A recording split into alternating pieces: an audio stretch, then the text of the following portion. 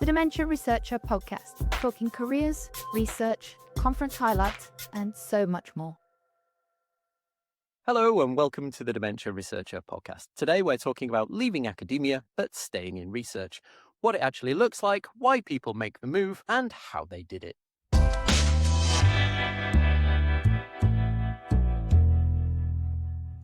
Hello, I'm Adam Smith. I'm the Programme Director for Dementia Researcher, and I'm delighted to be hosting today. For a lot of people, the choice when finishing a PhD is not really between research and not research. It's between doing research inside a university and doing something research-shaped somewhere else. Today, I'm joined by three guests who've all walked through different doors. They finished their PhD, looked at the academic path, and chose something else.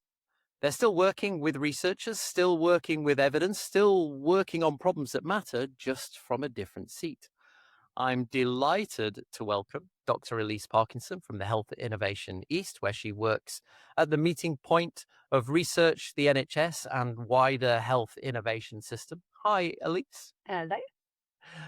We also have Dr Alice Carstairs from the Alzheimer Society, one of the UK's largest dementia charities, helping with a wide research role in communications. Hello, Alice. Hiya.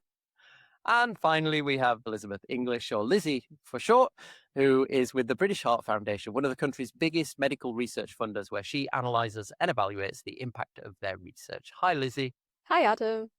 To start us off, could I ask each of you to introduce yourselves properly? Ellice, why don't you go first? Hi, so I'm Ellice Parkinson. I work at Health Innovation East. My role is a senior advisor in the real world evaluation team. So that means that I work with our NHS partners as well as other stakeholders to evaluate how well innovations or technologies fare in the real world settings. Health Innovation East, we're part of the National Health Innovation Network, which is a group of 15 regional networks commissioned by NHS England and the Office for Life Science as the experts in delivering health innovation. Fantastic. And when did you finish your PhD?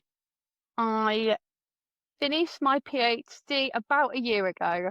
We're going to go for ballpark 12 to 18 months ago. And this was the first thing you went straight off to when you finished? It was in my fourth year of my PhD. I was in that kind of stage of my PhD where I was writing up, I was doing multiple fixed term contracts and then got a permanent role at the Health Innovation East. That little bit of overlap. Thank you, Ellice. Next, let's go to Lizzie. Hi, Lizzie. Hello. So I'm Lizzie English. I'm the Research Impact and Evaluation Analyst. I realise that's a long role, so we'll get into it later. But that's me at British Heart Foundation. So I've been there only since August, so less than a year. And as well, it was my first role post-PhD. And again, quite a lot of overlap there. I literally got my corrections in last week. So still need to graduate, still not officially a doctor, but so close now. And alongside that British Heart Foundation job, I'm still the founder of Women in Neuroscience UK. So still keeping that neuroscience side in there. And I've been doing that alongside my PhD for the past 4 years. Fantastic. That's brilliant. And I didn't realize you were, are you excited? Has it been hard to get those corrections done while starting your new job as well? Yeah, it's been a lot doing the 9 to 5 plus basically 2 other full-time jobs alongside that. So yeah, relieved to have some evening time back, and I'm choosing to spend it with you guys. Sorry, but thank you so much for being here. I do have one question. Were those corrections just on paper, or did you actually have to still have access and go into your lab and things? Yeah, good question. So my corrections were minor, thankfully, but if you do get major corrections, sometimes there are lab things to do. But yeah, luckily all over the computer, so I didn't have to go back into the lab, thankfully. Fantastic. Thank you. And Alice? Hi, everyone. My name's Alice Carstairs. I did my PhD many years ago at the University of York, specifically looking at sort of bone marrow stem cells. I've now moved into dementia research. I've been at Alzheimer Society for about a year now. And before that, I worked at the NC3Rs, which is the UK's National Centre for the Replacement, Reduction and Refinement of Animal Research. And that was kind of a role sitting across the funding and comms teams. But at Alzheimer's Society, I've made that shift now to work in research comms kind of full time and dedicate all of my time to being able to tell the wonderful stories behind the kind of dementia research and the researchers that we fund.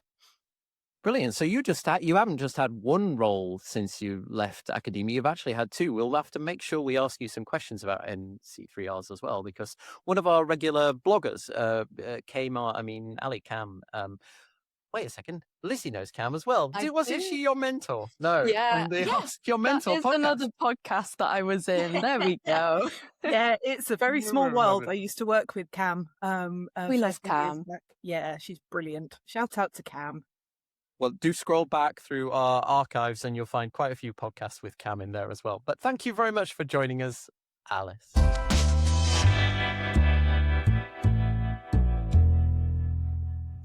So before we get into the journeys and how you got there, I want listeners to get a feel for how these jobs actually are, because I think a lot of people inside academia only have this kind of hazy idea as to what working in a charity or a funder or in an innovation network might look like on your average Tuesday morning. So at least let's start with you. Could you walk us through what a typical week at Health Innovation East looks like and where research fits into that? Yeah, so at Health Innovation East, we do a huge range of activities from our industry partnerships team who work with innovators and support them with scaling up their innovation in the NHS. We have our comms and engagement team. We have our health informatics team that with the secure data environment, and our consulting team and wider delivery team. So my role in our function of the real world evaluation team is quite specific. So clearly it's on evaluating innovations in real world settings. And each week is really varied for me, which I really need variety and for things not to be the same. So typically I probably oversee 5 or 6 projects. Most of them are evaluation projects. Sometimes they're evidence reviews. On occasion it's research studies. And then I guess in a typical week, and then on top of that, I'm also overseeing sometimes several potential opportunities that may come to our team.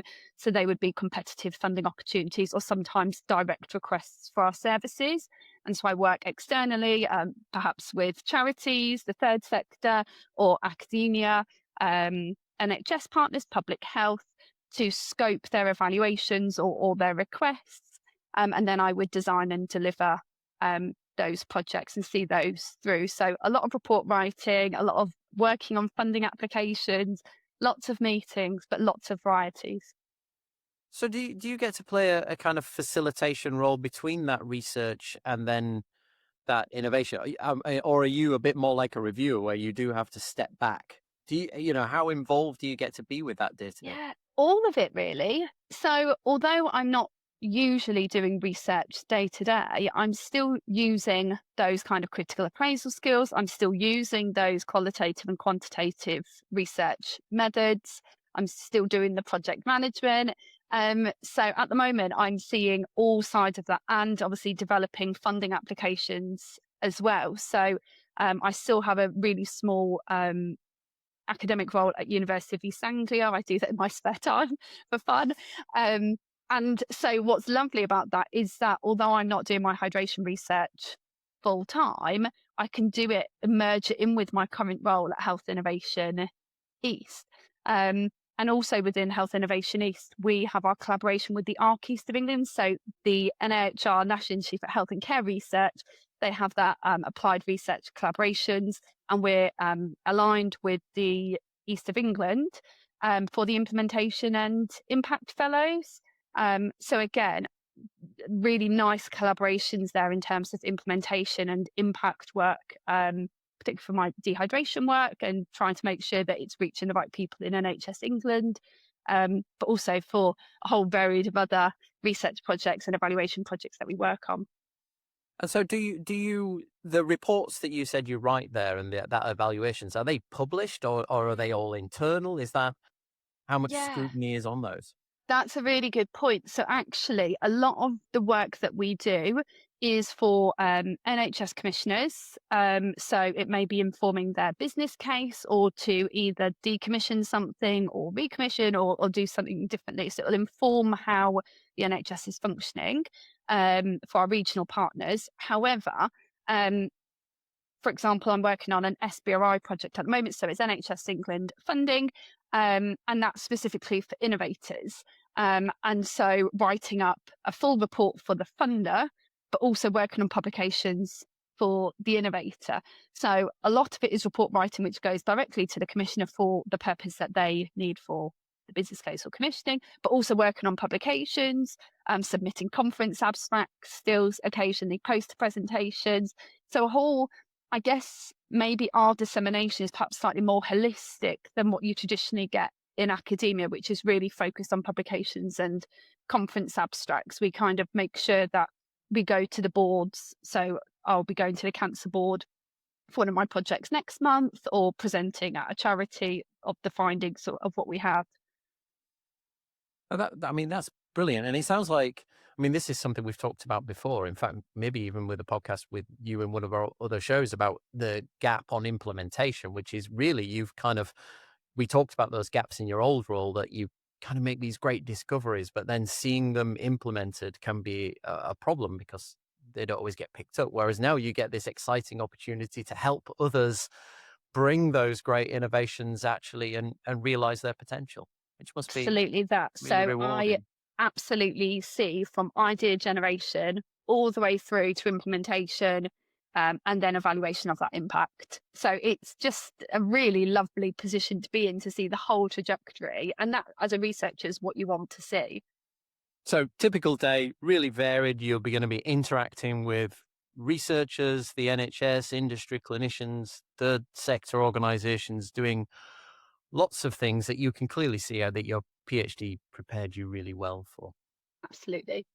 Fantastic. Thank you. Alice, let's come to you. Alzheimer's Society is a name everybody who listens to this podcast will be very familiar with. What's your role and what kind of work are you actually doing?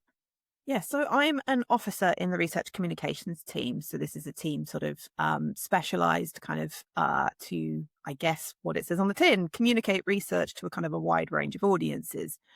My role specifically focuses on our researcher-facing audiences, so talking about upcoming funding schemes, opportunities for our researchers, but also disseminating kind of the outcomes and impacts of Alzheimer's Society funded research across a lot of different channels, whether that's our website, our social media platforms, through Dementia Researcher, all kinds of ways. But alongside that, I also work with things like on our media team for comments for the press, sort of looking for briefings to give to spokespeople about research. I might also support if there's some really big announcements like drug trial results and kind of disseminating those results. I get to go to conferences, feed that back to teams internally. And kind of I'm one part of the team. So the team might well focus on our internal audiences so that other teams across Alzheimer's Society are really aware of all the upcoming exciting things that's happening in dementia research.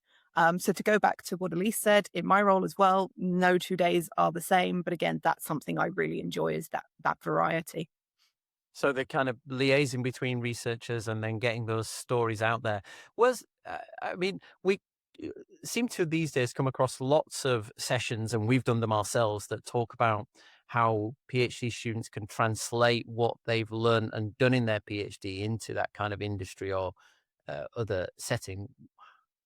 What didn't you have for a comms role that you kind of felt that you hadn't been prepared for in your PhD? Or was everything there? Because I think quite often people in doing a PhD do think, oh, comms, yeah, I can go do comms, and then suddenly arrive there and realize, wait a second, people do comms degrees. There's a whole... Was there anything you didn't have? Yeah, for sure. So I think one of the things that you really have to learn in comms versus kind of the comms that you do as a PhD student is sort of levels of technicality. As researchers, we're all very used to communicating with each other in quite a specific language. So there's kind of, academic publications. There's no other publications like them. We write in a very specific way for papers. So I think there was a level of unlearning kind of that way of communicating, and really bringing things back to either key messages or specific stories, which might not always be the first thing you think of when you look at your research. I'll give you an example. So for my PhD in bone marrow stem cells, I was specifically looking at sort of genetically modifying the bone marrow stem cells, which, great, I can talk about all of the technicalities of that. But my PhD was actually funded by the people I went on to work for, the NC3Rs. So there was a whole element of replacing mice use with human stem cells. And that's a whole nother story, which might actually be what I want to lead with when I'm talking about research. So I think something I had to learn very quickly was, who am I talking to and what do they want to know? What do they need to know? Because if I'm not giving them those messages, they're going to switch off. We're in a world where you can scroll on your phone and find something different within seconds. So yeah, I think learning who your audience is and not making those assumptions, and kind of what those key messages are and the story you want to tell are super important for a comms role. Fantastic. And you can see what the advantage you have over, say, a comms graduate is that you've got this expert scientific knowledge that they haven't got. Do many of your colleagues come from a comms background as a science background, or are they more science than comms? So in research comms, I'd say we all come from a research background. Some of us have PhDs, some of us don't, sort of a mix really. In other comms teams within Alzheimer's Society, I would say that background varies more widely and you're more likely to see people with a comms background. But I think what's really helpful, having done the PhD experience for me, is being able to relate to our researchers in even just a small way. I've been through that process. I understand kind of the funding side of it from that perspective. And I feel that really helps kind of with those elements and sort of, being able to pick out what's important from a funding scheme for a researcher to know, like that's really, really helpful for me. So yeah, I think depending on kind of which part of comms you want to go into, PhD is more useful in some elements. If you want to be in research comms, I found it super helpful. You can see that, can't you? The people who work in comms around fundraising and others might be more likely to come from a comms background, whereas people in research comms are going to come from a research background. Fantastic. Thank you very much. And sorry for keep you waiting, but Lizzie, you're at the British Heart Foundation. What does a day-to-day look like for you there? And how close are you to the actual research that you fund?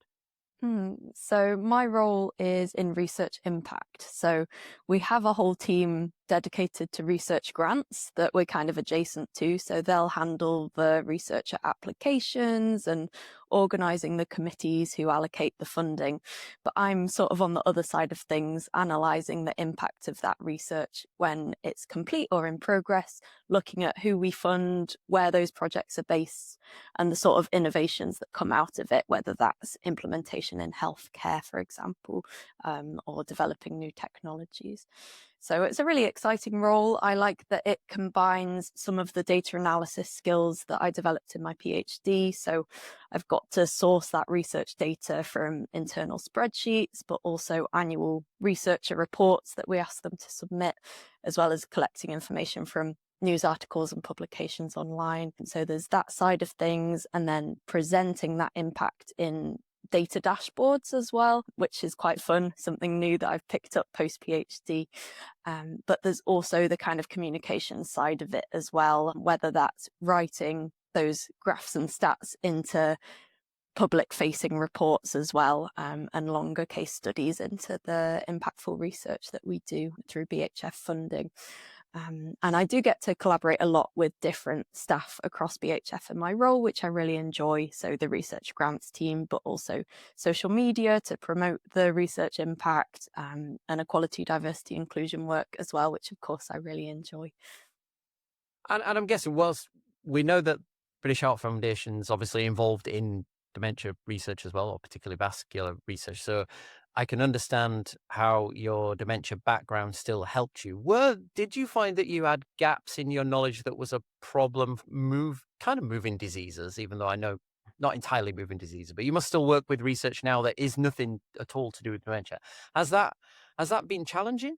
That's a good question.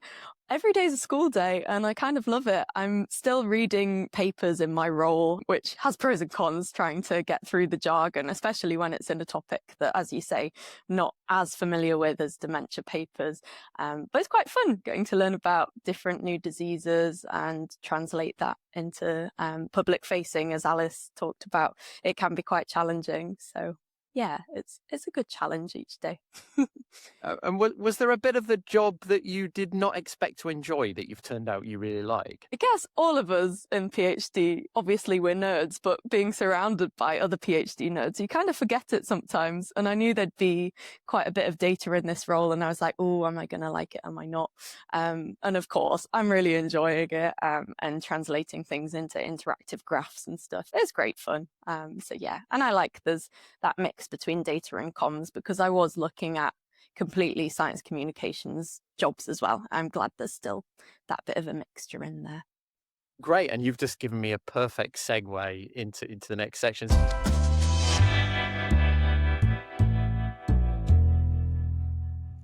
I want to spend a bit of time here because I think this is the part that researchers listening really want to hear about, which is the decision itself, the doubt, the point at which you decided this is for me or academia isn't for me. Alice, can I start with you this time? When did you first realize that staying in academia might not be the right path for you? Was it a particular moment, or was there a bit of a slow drift?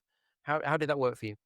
Sort of a bit of both. So I think the seeds were kind of sown quite early on in my PhD. I had some really exciting opportunities in my first year to write a review for one of the current opinions journals. And then pretty soon after I did that, the Biochemical Society wanted to do a feature on my PhD topic in their magazine.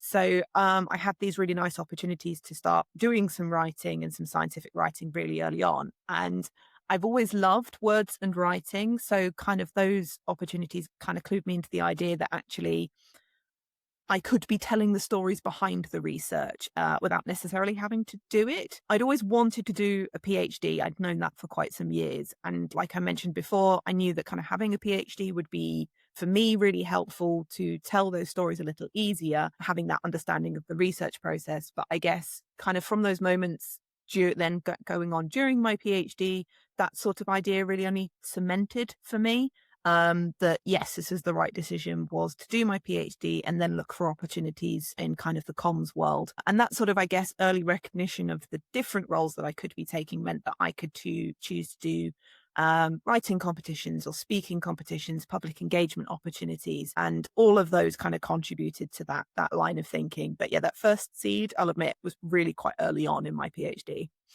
So it wasn't at that point that you were kind of running away from academia. It was No. it hadn't put you off. It's that you were running towards the kind of the role that you really wanted. Yeah, for sure. And I really did consider kind of, whether doing one or two postdocs would be nice and kind of doing a bit more of experience. I'd been really fortunate that I'd had a year in industry in my undergraduate degree. So I'd had experience of kind of a few different ways of using research. And the bit that really caught me and my heart was, oh, I could tell the stories. So yeah, that was the bit that I followed.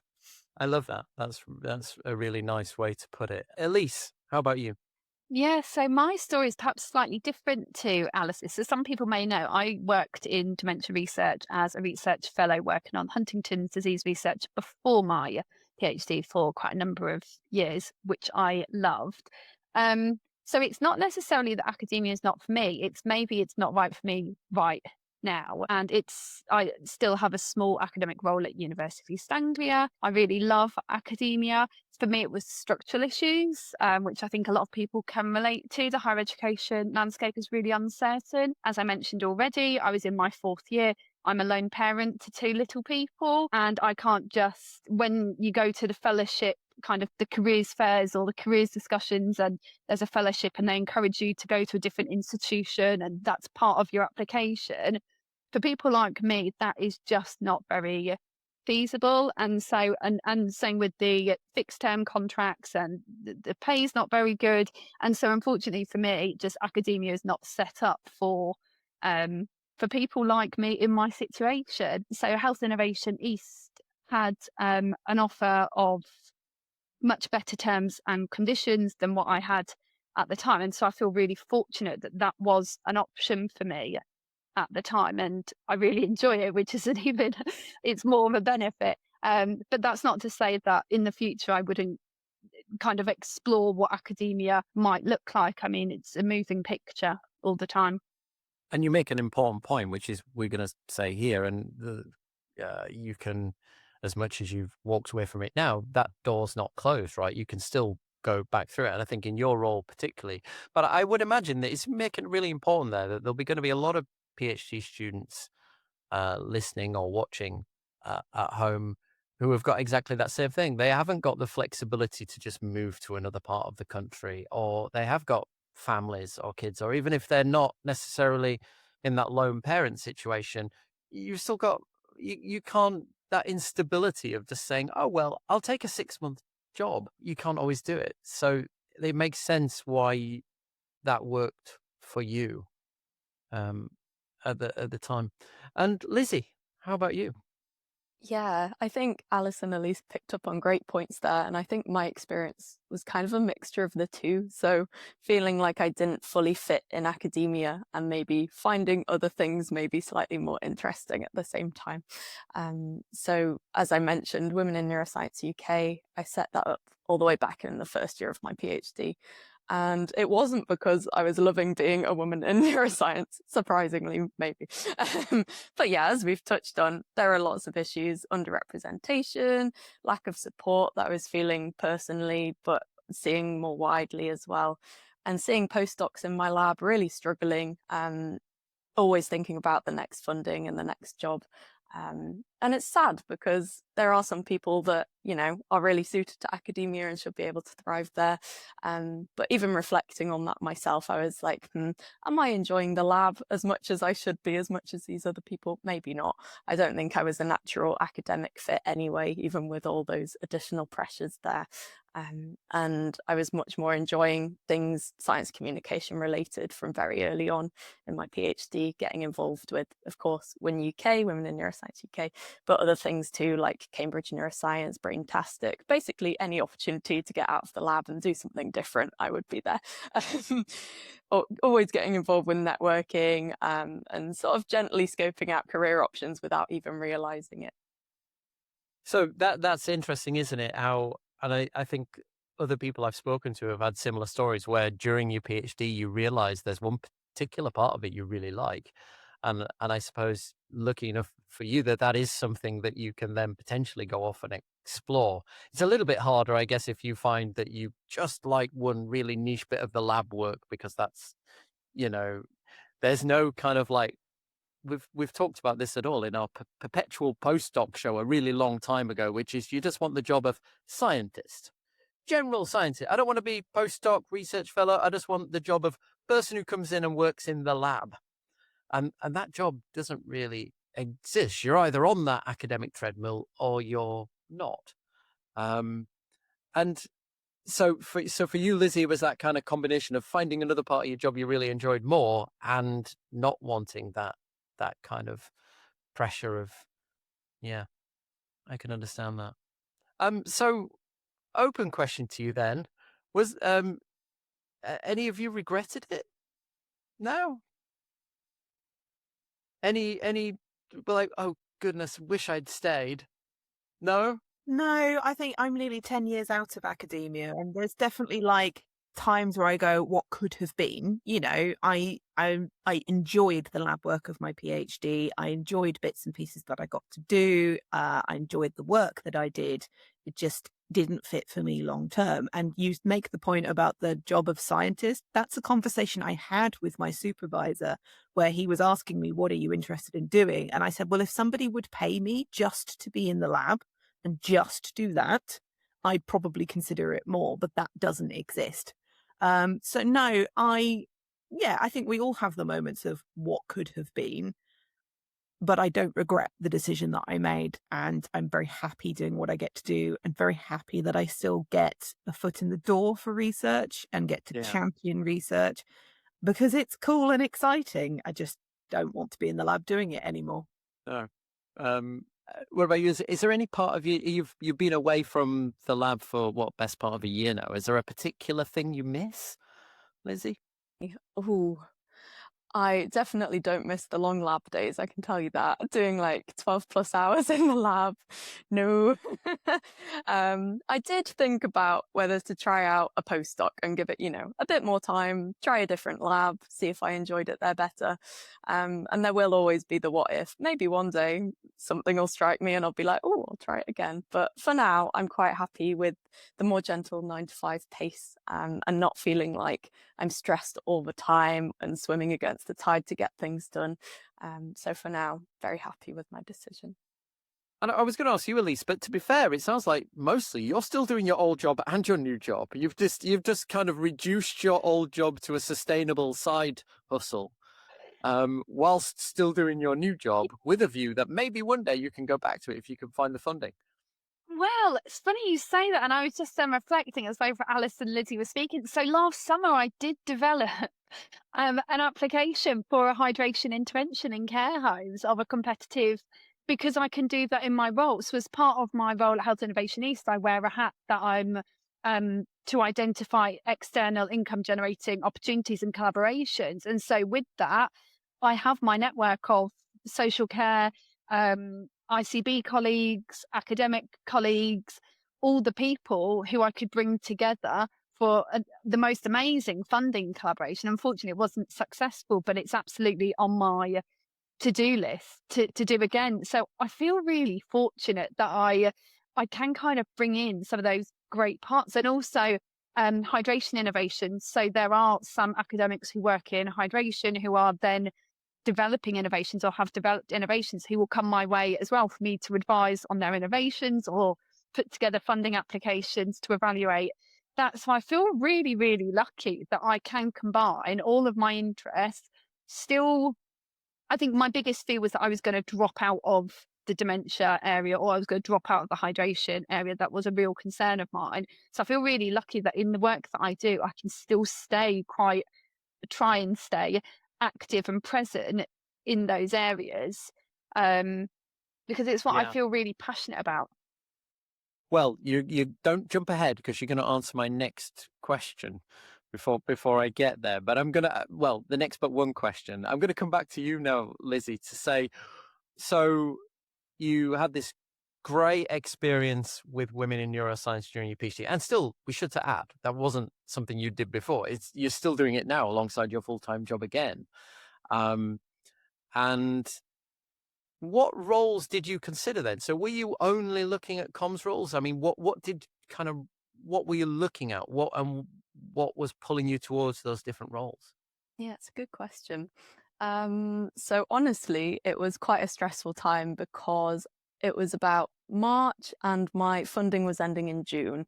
And I think this is similar for a lot of PhDs, where there's a lot of uncertainty towards the end and everyone does it a different way. There's no kind of good or best way of doing it.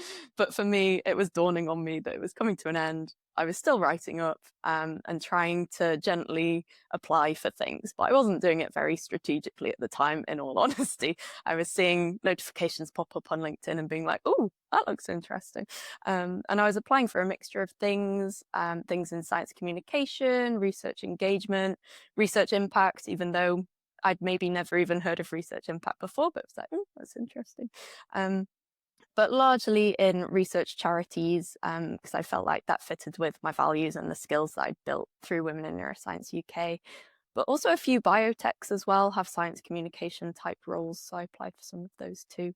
But yeah, very pleased to have kind of stumbled into this BHF role without reaching the stage of really needing a job. It all kind of fell into place without me being too stressed about it, which was nice. I don't think you stumbled into it. That sounds like oh, it was an accident. You were I mean, I'm sure what they saw was somebody who's done brilliantly well and that deserved an amazing, this great new job.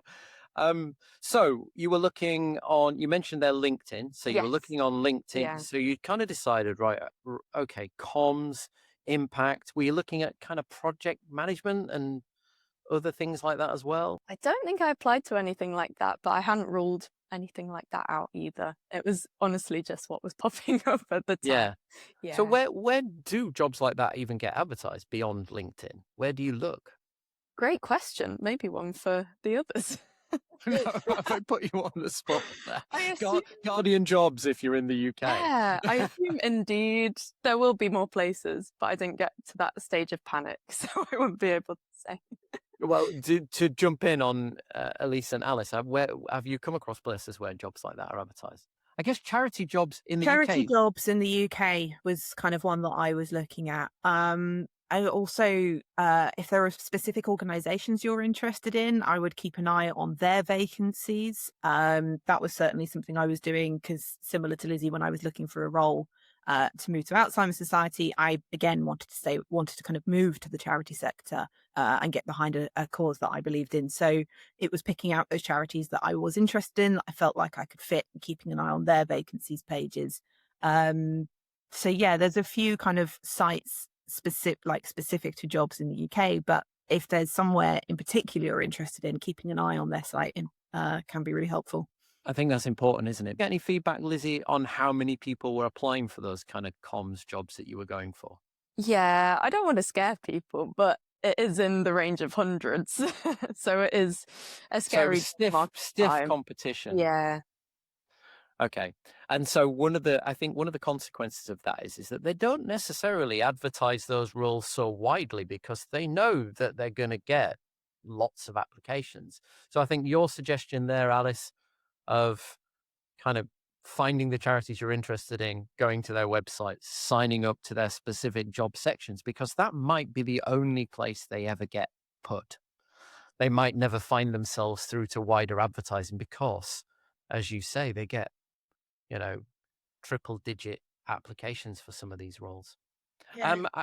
What other roles did you consider, Alice, when you moved? So a little bit like Lizzie, I sort of fell into my job. So at the end of my PhD, the funder, the NC3Rs that I was working, was funded by, they do visits. And so the team came round and asked, "Are you interested in fellowships?" And I said no. I'd done quite well in my PhD. I'd not expressed to them before kind of where my careers were. So it was just kind of natural conversation. And I said, no, I want to move into kind of this sort of role. And they had an opening kind of coming up within the next few months. So, but what was interesting about that is, although that role had a lot of comms to it, the job title wouldn't suggest it did. So in my previous role, I was the science manager in the research funding team. And I think that's a really important thing to note for comms jobs, is that you can be doing comms in a lot of different spaces without comms being in your job title. And so that's always something to kind of keep an eye on if you're interested in those, is read the job descriptions and see what you'll actually be doing. How important was it to all of you about the passion for the topic area? So when we did a survey, our big iStart ECR survey a few years ago, we asked people, why did they come to dementia research in the first place? What made them pick their topic? And quite often it was that kind of family connection, or a real kind of, this disease was important to them. Was it that? How important has it been to you to keep that through into your postdoc or into the things you've done post PhD? Lizzie. Yeah. Shall we address the elephant in the room? No longer in dementia research. It's crazy, isn't it? Well, you can see you are, right? Because PHF, I mean, you've just got that new huge collaboration with the UK Dementia Research Institute. It is true. It's great. There's still some links there. And I went to a BHF Women in Science event recently, and there were some Dementia Research Institute people there. And I was like, hello. And they were like, why are you here? My job's here now. So there's always going to be paths crossing. But yeah, in terms of passion for the subject, I'll be honest, I don't have anyone in my family with heart conditions for now, touch wood. But I was looking widely at research charity jobs because sometimes they are few and far between, and was happy to get one at quite a well-renowned charity with kind of large teams where I can gain a lot of knowledge and experience from other people that I'd be working with. So that was more my priority with this, really. It's not to say that I won't move back into potentially a dementia research charity in the future, because yeah, I definitely had that personal link going into dementia research, and that was a good motivator day to day. Yeah. What about you, Alice? So I started in bone marrow stem cells, so something completely different. I just really enjoyed cell biology and stem cells and that kind of thing. but my grandmother had dementia, and one of the things that she hooked onto was that she didn't remember my research background, but she knew I worked in research. And so one of the things she kept repeating to me is, well, will you research something to fix my brain? Which was quite a hard conversation to have, because some days you'd say, well, I'd explain what I did because she was interested. And other days I'd just say, yes, I will, because that brought her some comfort in the moment. But I guess it was one of those things that kind of sort of sowed a seed of the idea of, oh, well, one day I could work in dementia research, and that would feel like a really nice nod to, okay, I might not be doing the research, but at least I'm supporting the people who could fix my grandmother's brain, in her words. And so it wasn't something that I went into straight away, but when the job opportunity came up, it was the one that I looked at and went, yes, that's the move I really want to make. And I think, I guess, whilst priorities can change, I think as long as you still have that kind of direct line of sight between you and benefiting people, I think is important to perhaps latch onto. I guess it's different if you kind of go to industry and you're making profit for somebody. And I can see why somebody might go, well, that's not what I want to do. But I think even then, it's still with a view that this is helping people at the end of the day, which I can see is important. Elise, I want to give you a chance to answer that question as well. So what roles were you looking at? So you needed to stay nearby. I'm guessing the children are in school. What were you looking for? How far? You hadn't gone really far. You weren't also looking at entirely outside of research by that point. No. But it's interesting you touch upon industry and pharma. So when I worked in the NHS, I worked on the Enroll HD study. So I was the study coordinator, delivered the Enroll HD longitudinal registry study for Birmingham. And we were a really big site, and I really grew the site. And that was received funding from pharmaceutical and had clinical, I forget the name of the people who do the incredible program management literally internationally. And so actually that was one of the roles that I looked into. So they come to your site and they check that you're everything was paper and pen back then. And so they're checking all of your paper files, that you're recording everything appropriately and you're signing things off. And then after COVID, a lot of that went remote because things could then be done electronically. And so that was one avenue where I was thinking I can still stay in with research, and it's something that I'm familiar to, and it's something that I can do at home with the children, the kind of commitments around the children. So for me, it was really, I couldn't imagine myself going into a totally different area. I certainly couldn't go into kind of pharmaceutical sales. That is not where my skill set would lie. But if I'm doing something where I feel like I'm working with evidence, I'm working with research, very much what Alice was saying, I'm still in that hearing research, hearing evidence, because I guess maybe I'm more similar to Lizzie in that actually my day to day is not working on dementia evaluations. I work on stroke evaluations, I'm working on cancer evaluations, I'm working on public health evaluations. So actually I have a real diverse portfolio now of programs that I'm working on.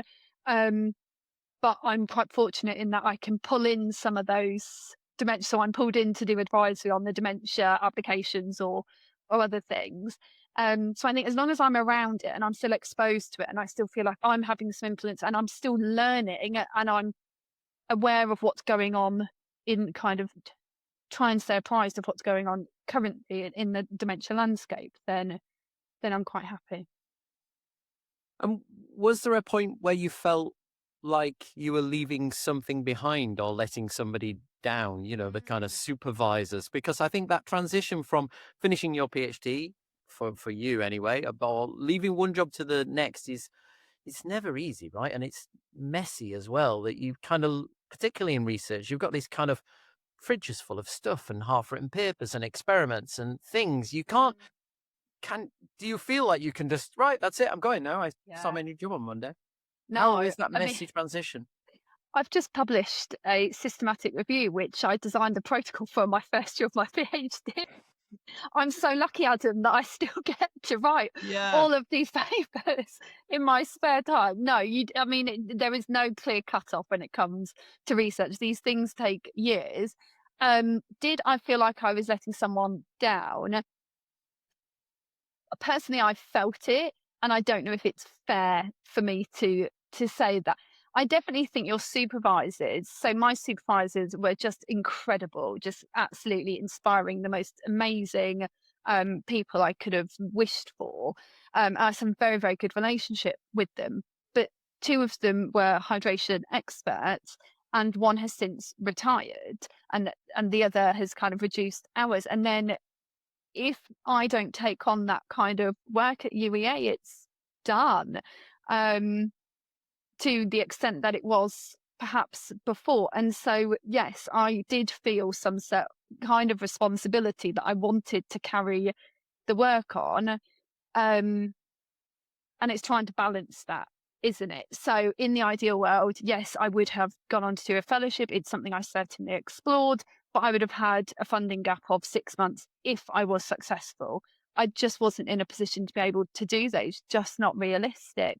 And so if I can try and stay doing, particularly around raising awareness of hydration, I literally did a teaching session this morning around hydration. So wherever possible, I'm like waving the flag for hydration.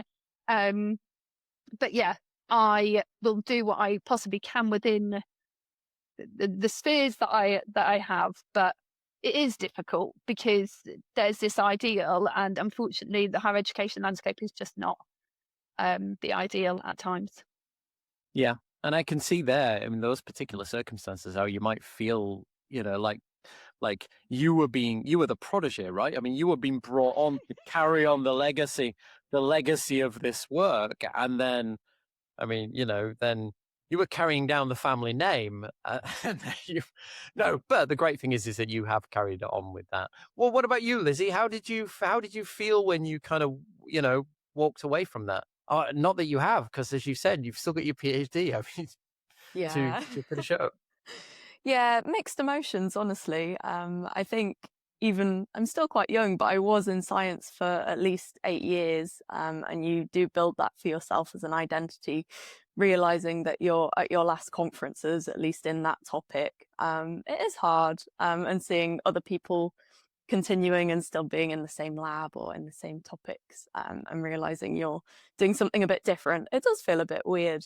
And yeah, I never really dreamed, though, of being a professor. I'd say maybe as a first generation student, I didn't know a PhD even existed until my undergraduate degree. So I was just kind of following the stepping stones, and it was never a big dream of mine. So at least that wasn't crushed. But there was a bit of reshaping of the identity and a lot of self-reflection, to kind of accept that making that change for myself was okay and the best step for me.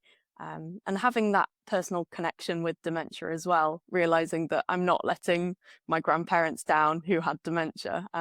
If they could see me now, I think they'd be quite pleased, honestly, that I'm not working 24/7. I'm actually having quite pleasant day-to-day experience. So Goodness, yeah. I'm sure yeah. they'd be incredibly proud of you, as must all your family. I mean, your parents and things must be so proud of Oh, their daughter, the doctor, that's yeah, gone on to well, do these things. nearly.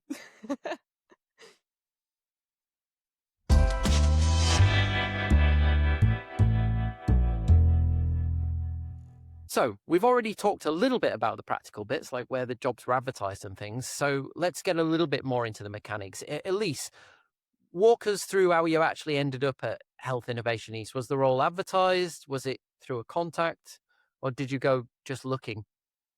Yeah, so I was looking broadly at the time, but very similar to Lizzie, I wasn't kind of in that position where I was having to look a lot at that point. And someone who was a reviewer on my systematic review from my PhD, who worked at Health Innovation East and had set the evaluation team up, happened to reach out and said that there was this newly developed team, and it'd be great to have my skills if it was something that I would be open to. And so when it came out, I thought, okay, I'll have a look at the job description. And there was a lot of crossover in what I was doing in the PhD. And so, yeah, I applied for it. So, but that network connection was important there, because clearly you kind of were already, you knew this was potentially going to happen. And I guess, Alice, you already touched on the evaluation at your end of your studies. So that was through connection as well. Yeah, that was through connection. They let me know that this job was kind of coming up, and it was the only job I applied to at the end of my PhD, and I was fortunate enough to get it. Yeah. And Lizzie, we've already talked about you were looking around at charities particularly. How did you position yourself for a role like that coming straight from your PhD background? Yeah, I think without realizing it, I'd built a lot of different skills that were suitable for research charities in my PhD, of course, but I keep broken record, Women in Neuroscience UK, but so many skills through that from science communication, but also impact evaluation, organizing events, doing partnerships, even strategy and the business side. So when thinking of the interview questions, I could pull in lots of examples from those for that, which I think really helped to set me apart as well. And did all three of you, because we see a lot of sessions on this, as we've already talked about a little bit about how you translate, managing experiments as being like project management, and how managing a budget is, similar in your PhD. Did any of you make changes specific to your CV to cater to apply to these jobs? I guess you had to. Lizzie, I'll come back to you again on that one first. Yeah, I think the main difference is moving those publications from the first page all the way down to the bottom, which feels a bit sad. I still kept like the lines of where my education was at the top, but things that research charities and other kind of outside of academia organizations might want to look at might be more general things like your technical skills, being able to do data analysis more generally, project management, as you say, communications experience. So I put all of those things above sort of the publication links, which got hidden at the bottom. Were there any parts of your PhD, I'm guessing, this is a silly question to ask you, that were completely not useful at all? I'm guessing there will be, because you're not in a lab anymore. Not in a lab. I'm not dealing with human brain samples day to No, day. there's no Western blots. There's no No. looking down a microscope. No pipetting clear liquids, which sometimes you miss, but most days you don't. What about you, Elise? Kind of the same, to be honest. So, a lot of the research roles that I've done at UEA and then all at University of Anglia, as well as research, was still kind of along the same trajectory of what I was then going for. But what Health Innovation East were really interested in at my interviews was that implementation and impact piece. So less concerned about what I did in my research, but I did dehydration impact posters to raise awareness of 1 in 4 older people being dehydrated from my systematic review. And they were really interested in the fact that I kind of got the funding, managed to disseminate across all the GP surgeries, care homes, acute settings across Norfolk and Waveney.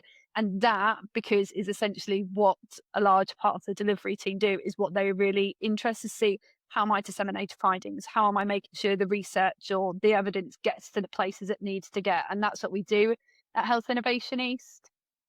And it sounds like because all of you had kind of had this, sounds like all of you enjoyed those parts of your job, and they're the bits that have carried through into the next roles you brought. So I guess building a CV around them or being able to talk to those when you were applying for these jobs kind of came slightly easier than it might perhaps for some of the people that are listening at home.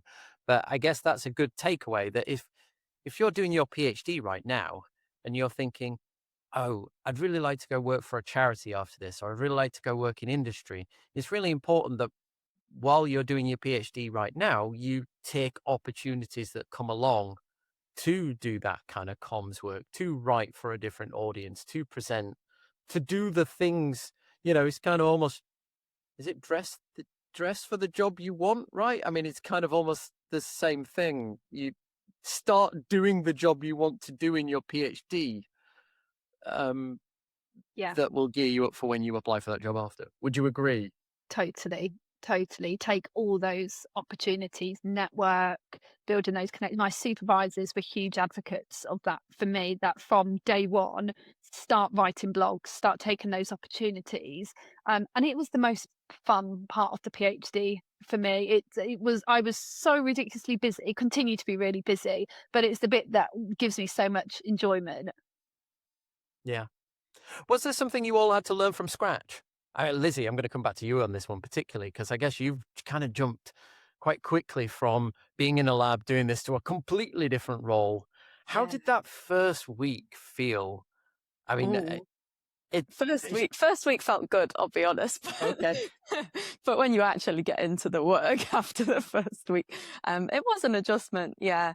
I think Alice touched on this earlier, but lay writing for the public, it can be more tricky than you expect, translating those complicated journals into something that's actually exciting and readable for the public. So that's something I'm working on every day, as we put out those impact reviews in kind of brochure format, really thinking about how to write things clearly. And also, I think I've already touched on as well, but interactive dashboarding, super fun, big advocate for that, but a bit more fun than kind of Excel and coding, actually being able to present the graphs nicely as well. So I guess that's also a mix of analysis and communications in there too. Was there anything academia had prepared you badly for outside? I think there's this, we're kind of constantly telling PhD, it's slightly different for the three of you, because I guess you all moved straight after your PhD, where some people listening might or watching might have done a postdoc. They've had a job, because you were all moved from essentially being students to being employees with a job. I know a PhD is a job. I don't mean it isn't, but we also like to say, hey, it's a learning role. You're there to learn. Whereas in your new roles, you're not kind of there to learn anymore. You're there to do a job. Did that change of mindset take any getting used to? Was it different? Or do you all thought of yourself as employees anyway, so it didn't really make any difference? Yeah, I mean, I don't know if it was because I had children and still had to work around childcare. So I very much saw my PhD as a full-time plus job. I think you touched upon a really important point about that learning, though. So I think sometimes when you enjoy a PhD, or you have that kind of brain that you need that constant learning and stimulation and development. So Lizzie's gone on to do a data apprenticeship. I've gone on to do a senior leaders apprenticeship because I just don't stop. And I think it's having those. So although we say after the PhD, your learning's done and now you're doing 9 to 5 full time, just doing a job, it doesn't have to look like that. You can carve out what works for you. And apprenticeships are an amazing way of learning on the job if that's the way your brain needs that stimulation.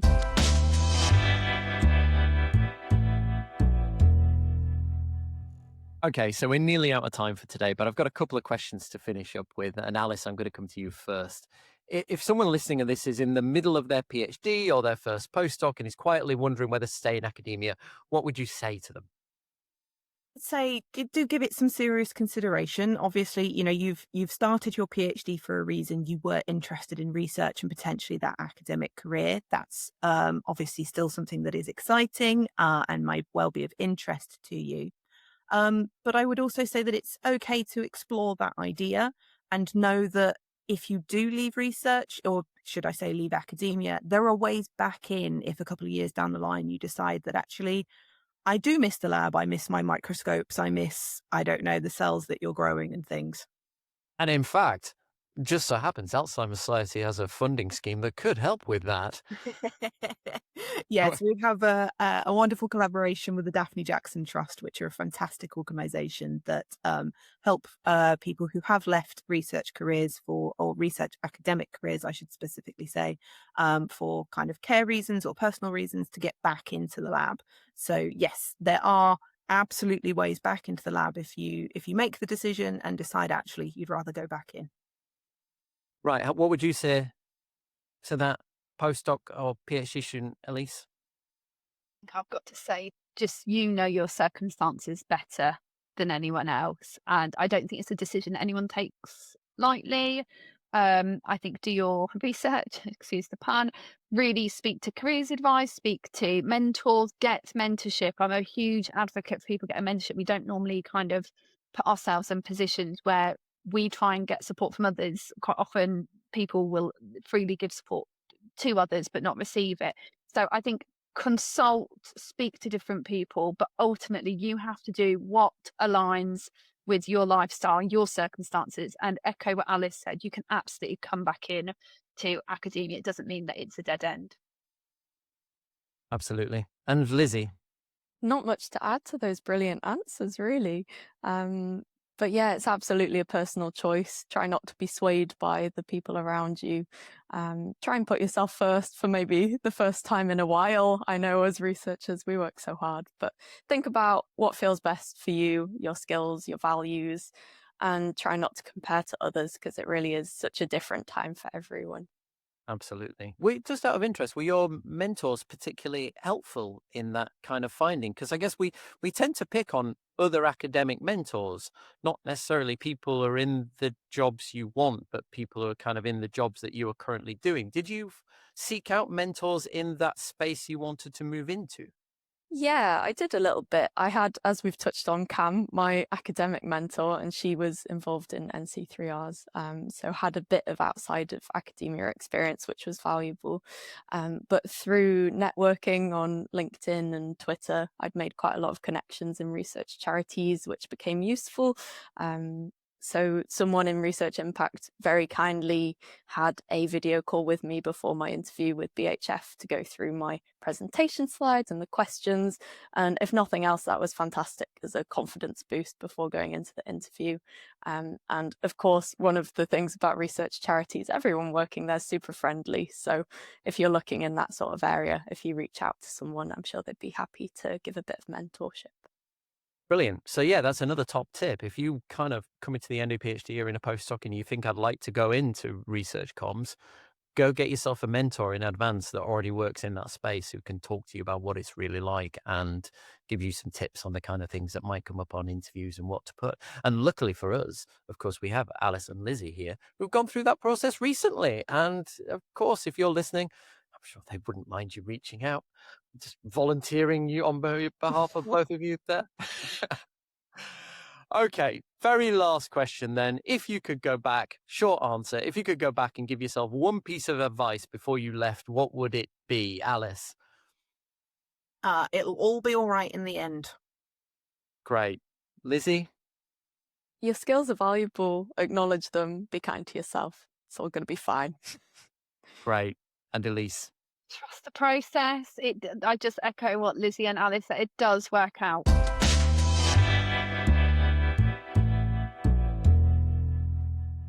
Okay, we're done for today. There's a particular kind of building you sometimes see on a university campus. Tall, square, a little weather-stained with a name carved above the door from a benefactor nobody under 50 quite remembers. And inside, generations of people have spent their best thinking years trying to make something that lasts, a paper, a finding, a small, careful piece of truth. It's a remarkable thing when you think about it, that for a long time, the story we told ourselves about a research career was that having your name over the building, something like that was the destination, that the professorship at the end of the corridor was where you wanted to be, or a lab with your name on it. You know, I think particularly when everybody puts their name in front of a lab these days, did you really want the English lab? Actually, maybe not. That would have sounded like a whole different kind of lab. But what I think we've heard today is that there's a different story to be had. 3 people who looked at that kind of building, understood what was good about it, and then quietly walked away out of that door again and into something else. Not away from research, but into rooms where research meets the rest of the world, an innovation network, research funders, charities, places where the question is not only about what is true, but what we do about it. And what strikes me listening back to all 3 of you today is that none of this was a retreat. This wasn't running away from research. It was just a redirection, the same curiosity, that same rigor, that same stubborn refusal to just accept answers, but pointed in a slightly different horizon. Elise, Alice, and Lizzie have not stopped being researchers. They've chosen the room that they want to do it in. And I think that's rather wonderful. Thank you so much. If you're listening to this and you're wondering whether the corridor you're walking down right now is the right one, I hope today has given you permission to look up, look around.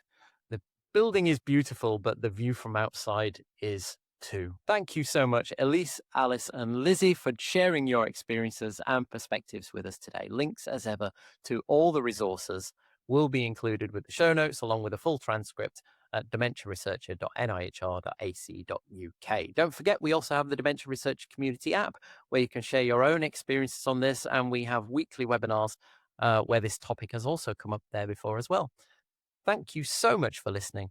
I'm Adam Smith, and you've been listening to the Dementia Researcher podcast. Thank you. Bye-bye. Thank you. Bye. The Dementia Researcher podcast was brought to you by University College London with generous funding from the UK National Institute for Health Research, Alzheimer's Research UK, Alzheimer's Society, Alzheimer's Association, and Race Against Dementia. Please subscribe, leave us a review, and register on our website for full access to all our great resources. dementiaresearcher.nihr.ac.uk